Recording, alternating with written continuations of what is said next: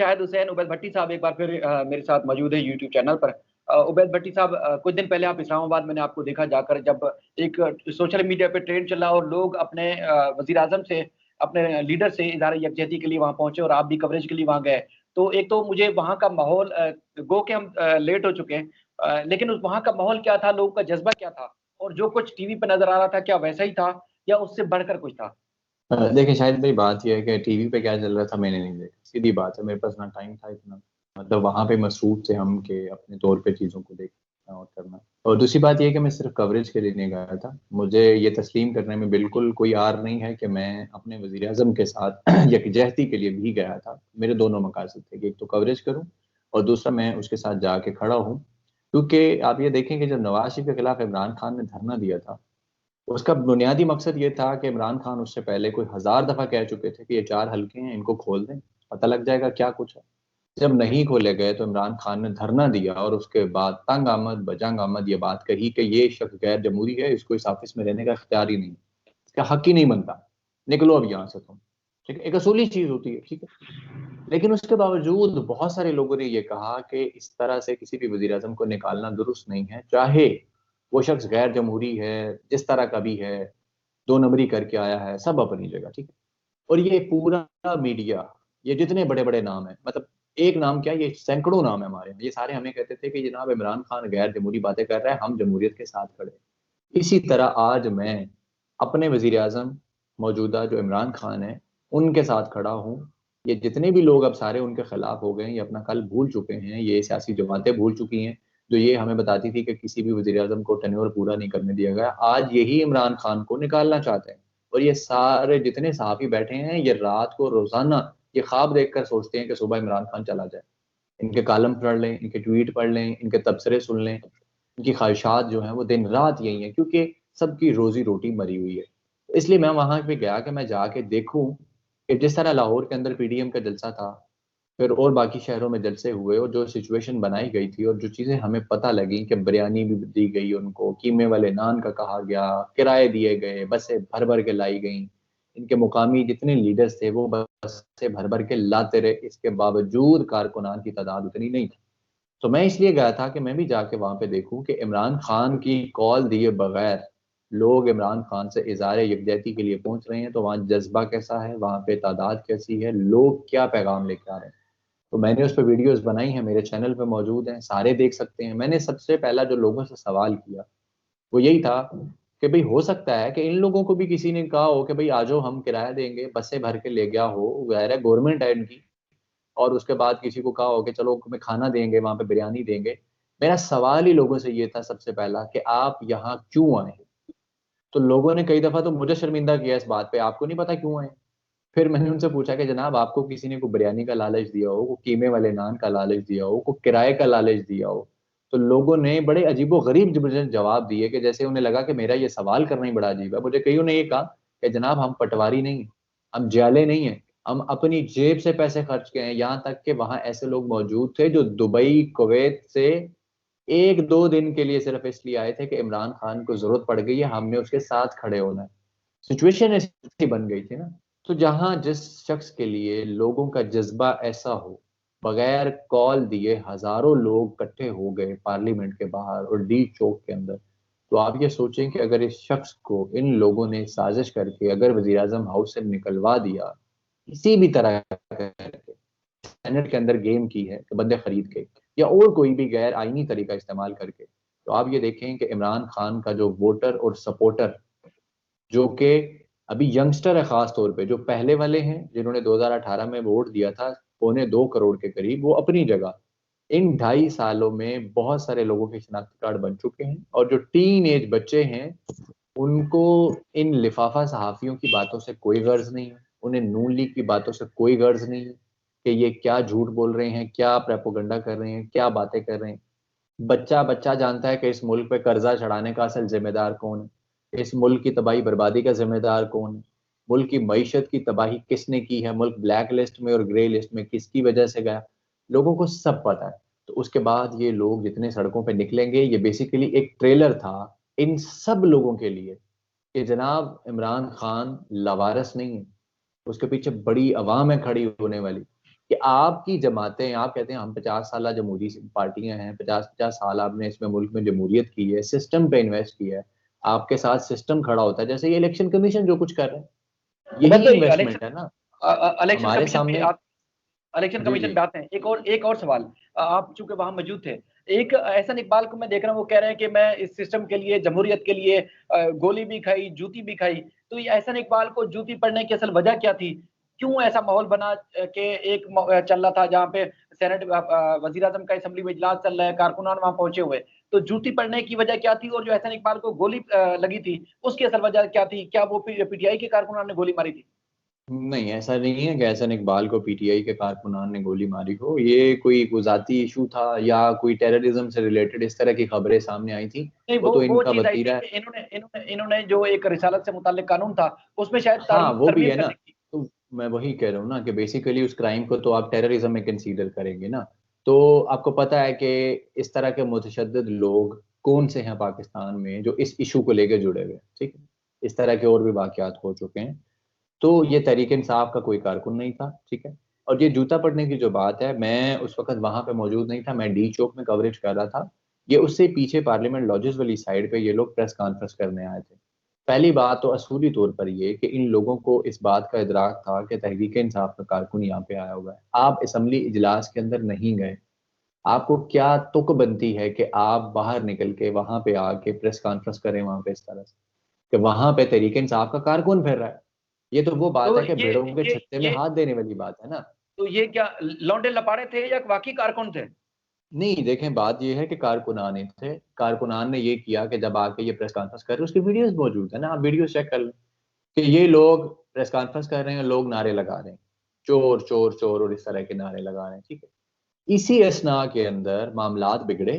वो धक्का लगता है ना, जैसे धक्के लगते हैं, आवाम आती है जब इकट्ठी होती है, आवाम ने देखा पता नहीं क्या हो रहा है, और फिर जैसे जैसे कोई बताता है कि यार वो नून लीग वाले खड़े हैं, या एहसन इकबाल खड़ा है, या मरियम औरंगजेब है, शायद खान अब्बासी है, आवाम इकट्ठी होती है। यार आप यहाँ से अंदाजा करें कि तहरीक इंसाफ का कोई एमपीए भी अगर वहां पे आ रहा था ना डी चौक के अंदर, केपीके का, उसके गिर्द मजमा देखने वाला था। तो जब अपने एमपीए के गिर्द इतना मजमा हो सकता है, तो इन लोगों के साथ तो वैसे सियासी एक चपकलश बनी हुई है लोगों की। और तहरीक इंसाफ का कारकुन किसकी वजह से भड़क के इस्लामाबाद पहुंचा है? इन्हीं की वजह से, पीडीएम की वजह से, जिस तरह इन्होंने वोट खरीदे और उसके बाद जटाई से कायम है उसके ऊपर। यार सिचुएशन का कुछ ना अंदाजा होना चाहिए। जो अक्लमंद लोग होते हैं वो हमेशा ऐसे करते हैं कि कोई इशू बना हो तो लोग यही समझाया करते हैं कि जिस बंदे का मेन मरकजी उसमें कुछ है उसको वहां नहीं जाना चाहिए, क्योंकि अवाम है ना, मॉब है, तो वो किसी भी वक्त हत्थे से उखड़ सकता है, तो मामला खराब हो सकता है। लोग वहां पे पहुंचे, उन्होंने नारे लगाए। जो मुझे वहां से जो लोग कवरेज करके आ रहे थे, सहाफी हजरात, मुझे उनसे पता चला कि यार एहसन इकबाल को मार पड़ गई है। तो पूछा भी क्यों मार पड़ी, क्या हुआ? तो उन्होंने बताया कि यार इस तरह वो प्रेस कॉन्फ्रेंस करने आए थे, वहां पे तहरीक इंसाफ के कारकुन भी थे, उन्होंने नारे लगाए, तमाशा लगना शुरू हुआ, वहां पे धक्के लगना स्टार्ट हुए। तो उस धक्कों के दौरान ही फिर इन्होंने भी आगे से मारने की कोशिश की। जैसे आपने वीडियो में देखा होगा कि वो डॉक्टर मुसद्दक मलिक साहब जिस तरह मारने के लिए पीछे दौड़े, और शाहिद खान अब्बासी, अच्छा ये खुद को बड़े मासूम कहते हैं कि जनाब हम तो बड़े अमन पसंद लोग हैं। वो कुछ दिन पहले किसी ने यूट्यूब और ट्विटर पे वीडियो लगाई हुई थी कि जिस तरह यूसुफ रजा गिलानी जब वजीर आजम थे पीपल्स पार्टी के दौर में, और हफीज शेख बजट पेश कर रहे थे, और जिस तरह मुस्लिम लीग नून ने उनके डाइस का घेराव किया, और उसके बाद वहां पे जो लड़ाई हुई, कैप्टन सफदर ने चपेट मारी, उसके बाद उसको किसी और ने चपेट मारी, फिर शायद खान अब्बासी पहले रेफरी बने हुए थे, फिर रेफरी के बाद आके मुक्के मारना शुरू हो गए। जियो यार जियो ये की किसको कहते जियो हैं? जियो पे एक पैकेज जियो चला की हुआ था पैकेज है ये। ना, जियो के हाँ, पैकेज है। मशहूर शेयर किया बात था। ये है कि इनको लगता है अवाम है गजनी, सारी अवाम, इनको ये लगता है कि शायद ना नून लीग के वोटर की तरह सारी अवाम गजनी है। उन्हें भूल गया होगा कि कल हम क्या करते थे क्या नहीं करते थे, या हमें आके ये कह देंगे कि जनाब हम सबक सीख गए। और बेवकूफ बनाना किसी और को, यार ये हमें इतना आसान नहीं है बेवकूफ बनाना, हमें समझ आ चुका है कि क्या कर रहे हो, क्या सब चल रहा है। इन लोगों भट्टी ने साहब, बाकायदा वहाँ पे आए, तमाशा किया और फिर भुगता उस चीज को। लेकिन जो भी हुआ, मैं जाती तौर पे कहता हूँ कि ऐसा नहीं होना चाहिए। लेकिन यार ये हो जाता है, ये हमारी हवा मॉब है ना। आप देखें पीटीएम के जलसे के अंदर, फर्ज करें उसके करीब जाके फिर दोस्त आशिक अवान प्रेस कॉन्फ्रेंस शुरू कर दे, क्या होगा? ऐसा सी बात है। ये और पीडीएम के जलसे में यहाँ समा के रिपोर्टर को पीट दिया था इन्होंने। ये भी तो इनका मतलब जलसा था, इधर तक नहीं बात की। इस तरह कई यही दफा देख इस लें तरह ना, इनके जलसों में कि मारपीट सहाफियों के को नहीं वाकयात छोड़ते ये, औरतों ऐसे से ही बदतमीजी इनके जलसों में होती रही है। अच्छा, एक और ऐसे चीज ही। बताएंगे, एक और चीज बताइए कि डस्का का इलेक्शन था, वीडियोस की फॉरेंसिक के बगैर, तहकीकात के बगैर इलेक्शन कमीशन ने उस इलेक्शन को कलअदम करार दे दिया, दोबारा से इलेक्शन कराने की डेट मुकर्रर कर दी। अच्छा, सेनेट के इलेक्शन में खरीदो-फरोख्त के हवाले से वीडियो सामने आई, सारी चीज़ें शवाहिद सबूत सामने आए। अब इलेक्शन कमीशन उन वीडियो की बुनियाद पर उन्होंने उसका जो यूसुफ रज़ा गलानी का जो कामयाबी का नोटिफिकेशन था वो रोका नहीं, बल्कि इलेक्शन जो दरख्वास्त थी पीटीआई की वो भी मुस्तरद की। और साथ में कलमे पढ़-पढ़ के बता रहे हैं कि हम आइन और कानून की रोशनी में ये फैसले करते हैं। तो क्या उस वीडियो की बुनियाद पर उन्होंने इलेक्शन कलअदम करार दे दिया वो ठीक था? और जो आज उनको कस्में खा-खा कर बताना पड़ता है कि वो ठीक कर रहे हैं, लेकिन कर वही रहे हैं जो उनको लगता है जो डायरेक्शन मिल रही है। क्या वो ठीक कर रहे हैं या उनको कल कस्में खाने की, कलमे पढ़ने की ज़रूरत क्यों पेश आ रही है? देखें शायद भाई, बात पता है क्या है, मुझे तो इस बात में कोई शक नहीं है कि जो इलेक्शन कमीशन है वो पीडीएम की 12वीं जमात बन चुका है। ठीक है, मैं इसको इस तरह से देखता हूँ कि 2018 का इलेक्शन हुआ, इलेक्शन के बाद पहले दिन से जितनी भी ये जमातें हैं धांधली धांधली का शोर मचाया। आपने देखा कोई इलेक्शन कमीशन को उन्होंने बुरा भला कहा हो, या वहां पे कोई एक दिन भी एहतजाज के लिए गए हो? नहीं। उसकी वजह यह है कि 2018 का जो इलेक्शन कमीशन था उसमें चीफ इलेक्शन कमिश्नर और मेंबरान वो नून लीग ने और पीपल्स पार्टी ने लगाए थे, खुद अपने अंपायर लगाए थे, लेकिन वो पूरी तरह कामयाब नहीं हो सके जो उनको गेम डालने का कहा गया था। हाँ, वो इसमें जरूर कामयाब हुए कि इमरान खान को सादा अक्सरियत ना देने ना दी जाए। मुझे अच्छे से याद है कि रात को इमरान खान की सीटें बढ़ रही थी, 117, 118, 119 रुक गई। 15 सीटें तहरीक इंसाफ 1000, 1500 के मार्जिन से हारी, और बाकी तकरीबन 20 से 30 सीटें हैं जो 2500, 3000, 4000 के मार्जिन से हारी है। राना सनाउल्लाह हार चुके थे तो अगले दिन जाकर उनको जितवा दिया गया। ख्वाजा आसिफ हार चुके थे, उनको जितवा दिया गया। मतलब इस तरह की गेमें डाली गई, और ये लोग उसके खिलाफ नहीं बोले। पहले दिन से एक ही जो एक एजेंडा बनाया हुआ था, इस्टेब्लिशमेंट, इस्टेब्लिशमेंट, इस्टेब्लिशमेंट, अपने कारकुन के ज़हन में ये डालने के लिए। और ये इन्होंने पनामा के बाद से बनाया हुआ था, ताकि कारकुन जो है, और वैसे भी नून लीग का कारकुन फौज से नफरत करता है, ये सादा सी बात है। फिर उसके बाद पीपल्स पार्टी का कारकुन भी फौज से नफरत करता है, जमात इस्लामी का कारकुन भी फौज से नफरत करता है, पीटीएम के कारकुनान भी फौज से नफरत करते हैं, फजल रहमान के कारकुनान भी फौज से नफरत करते हैं। क्यों?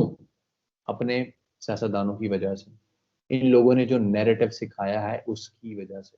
ये लोग ये भूल जाते हैं कि इनके जो कायदीन हैं उनकी परवरिश करने वाली इस्टेब्लिशमेंट है, उनको पैदा करने वाली इस्टेब्लिशमेंट है, उनको दूध पिलाने वाली इस्टेब्लिशमेंट है, उनको हाथ पकड़ के चलना सिखाया इस्टेब्लिशमेंट ने, जवान किया इस्टेब्लिशमेंट ने, ये मौजें करवाई इस्टेब्लिशमेंट ने। लेकिन इन लोगों ने उन लोगों के जहनों में एक जहर भरा। ये बेसिकली उनकी ना वो छोटी सोच है, तो वो भूल जाते हैं कि यार कल क्या हुआ था, क्या चला था। मुझे अच्छी तरह याद है, कुत्तों की तरह आपस में लड़ते थे यार, फिर एक हो गए। फिर इलेक्शन कमीशन के बारे में इन्होंने एक लफ्ज ना बोला। वो जो मजाक के तौर पर ये मरियम लेके गई थी इलेक्शन कमीशन के सामने मुजाहरा करने, अगर इतने ही सच्चे थे तो वो करारदाद जाके पेश करते। मुंह से तो खुद निकल गया शायद खान अब्बासी के कि जी हमारे पास वो सबूत ही नहीं है धांधली के। तो सबूत ही नहीं है जनाब, तो इसीलिए इलेक्शन कमीशन की तरफ ही नहीं जाते थे, क्योंकि इलेक्शन कमीशन इनका अपना बी टीम था। ये जो अब वाले बंदे लगे हैं, मैं तो कहता हूँ अब पीटीआई का वो शख्स जिसने सरदार सिकंदर राजा का नाम दिया है, उस शख्स के साथ तहरीक इंसाफ को खुद ही निपटना चाहिए। ये उसी की वजह से हुआ ना कि जिस बंदे ने इस पे एग्री कर लिया कि हाँ जनाब ठीक है। और जो जो खबरें सामने आ गई हैं कि जिस तरह इस शख्स ये नवाज शरीफ के करीब तरीन रहा है, और इनका जो दामाद साहब, जिनके ये दामाद हैं, वो जिस तरह नवाज शरीफ के करीब रहे हैं, फिर इन्होंने जिस तरह फोन करके नवाज शरीफ को पूछा कि मैं ये पोस्ट ले लूँ, तो उन्होंने कहा जी बिल्कुल ले लें। नवाज शरीफ गालियां देते हैं सबको, इलेक्शन कमीशन को क्यों नहीं गालियां देते, क्यों नहीं बात करते? मरियम क्यों नहीं कुछ कहती? सरकार बी टीम है, इसी से साफ नजर आ गया कि एक वीडियो हलाल है आपके लिए, दूसरे वाली हराम हो गई। फायरिंग हुई है, आपने उस बुनियाद पे पूरा इलेक्शन ही कलअदम कर दिया है कि जो आपसे मांगा ही नहीं जा रहा। आपसे कहा जा रहा है जनाब ये 14 पोलिंग स्टेशन है, इनका रिजल्ट चेंज हुआ, आप खुद बता रहे हैं कि हाँ जी 14 का चेंज हुआ है। आपकी स्पीडें लगी नहीं थी जनाब, मिनट बाद प्रेस रिलीज आ रही है, ये हो गया वो हो गया। उसमें भी साफ नजर आ रहा था कि नून लीग को फेवर दी जा रही है, साफ लग रहा था, हर किसी को नजर आ रहा था। फिर जिस तरह हेयरिंग हुई उसके बाद कह दिया जनाब रीपोल कराओ। वो किसी ने सोचा तक नहीं था कि यार रीपोल, हर कोई ये सोच के बैठा हुआ था कि जनाब जो चीज चल रही है 14 पोलिंग स्टेशन का मसला है, खुद इलेक्शन कमीशन एडमिट कर चुका है, और दूसरी पार्टी जो वीडियोस पेश कर रही है उसको देखना भी गवारा नहीं किया। सिर्फ नून लीग की उन चीजों को देख के उस दरखास्त को, खुद नून लीग ने रिटर्न दरखास्त दी थी सैयदा नौशीन इफ्तिखार ने कि हमें रीपोल चाहिए 23 पोलिंग स्टेशन पर। उसी पे इमरान खान ने भी ट्वीट की थी ना कि जनाब हमें कोई एतराज नहीं, ठीक है करवा लें। तो बाद में जनाब वो उनसे भी 4 रात, वो कहते हैं ना शाह से ज्यादा शाह का वफादार, 4 रात आगे जाके कहा जनाब पूरे ही रीपोल करा लो। कमाल नहीं हो गया? जो मांगा ही नहीं वो दे दिया। इधर जो कुछ मांगा जा रहा है, जो दूसरी पार्टी है जो अफेक्टी है, वो आगे से आपसे कह रही है कि जनाब ये वीडियोस आई हैं, ये बंदा खुद मुंह से इकरार कर रहा है, ये चीजें देख लें, आपको पहले भी कहा था कि धांधली हो सकती है, खरीदो फरोख्त हो सकती है। इसीलिए सुप्रीम कोर्ट ने कहा कि ट्रेसेबल बनाओ, कि अगर होगी तो कल को चेक कर लेते। अगर इसको किया होता ट्रेसेबल आपने, आज जब ये बात हुई थी तो सारी चीजें दूध का दूध पानी का पानी हो जाता। इलेक्शन कमीशन ने बेसिकली प्री प्लान तरीके से ये कहा कि हम इसको नहीं कर सकते, अगले इलेक्शन में करेंगे, क्योंकि इनको मार्जिन देना था कि जनाब मौज करो, खेलो। खेल गए। अब तो जाए आप चेयरमैन करवा लें वीडियोस दे दे के नैल। तो चेयरमैन सेनेट का अगर इलेक्शन होता है तो कुछ सहाफियों की सजेशन थी कि आप ओपन बैलेट के जरिए करवा दें वजीर आजम, आप क्यों तजवीज नहीं दे रहे? बिल्कुल नहीं कराना चाहिए, बिल्कुल नहीं कराना चाहिए। मैं इस बात का कायल हूं कि जिस ग्राउंड के ऊपर जो एक टीम जिस असूल के तहत खेल रही है ना, दूसरी को भी चाहिए उसी असूल से खेले। शायद भाई ऐसा नहीं होता कि एक टीम मैच खेल रही है, उसको हाथ से बाल रोकना अलाउ है, दूसरी रोके तो उसका फाउल हो जाए। इस वक्त तो यही सिचुएशन बनी हुई है इलेक्शन कमीशन वाली और ये वाली। और दूसरी चीज, क्यों भाई ओपन एंड क्यों? जब इमरान खान पेट रहा था ऑर्डिनेंस के थ्रू के सारा कुछ ओपन कराओ, तब तो तुम लोग चीखते रहे हो, चिल्लाते रहे हो कि नहीं आइन के खिलाफ है, फलां के खिलाफ है, फलां के खिलाफ है, ओपन हैंड नहीं होना चाहिए। जब तुम गेम कर गए हो और अब तुम्हें लग रहा है कि यार हमारे अंदर कुछ लोग ऐसे हैं जो यूसुफ रजा गिलानी को वोट नहीं देंगे, और वो कहीं उधर वोट ना दे दें, क्योंकि जाहिर है वो भी शर्माते होंगे सामने वोट देते हुए।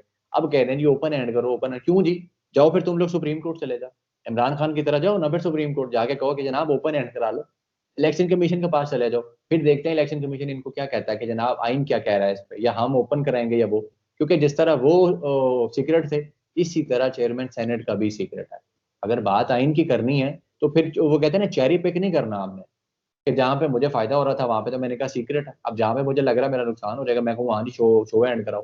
तो इस तरह ये बेवकूफ किसी और को जाकर बनाए, ये बेसिकली स्टंट मारा जा रहा है तरीके इंसाफ के हामियों को पजल करने के लिए। ये एक तरीकेकार होता है, ये इनकी तरफ से साफी गैंग साथ मिल जाता है और वो एक नैरेटिव शुरू हो जाते हैं।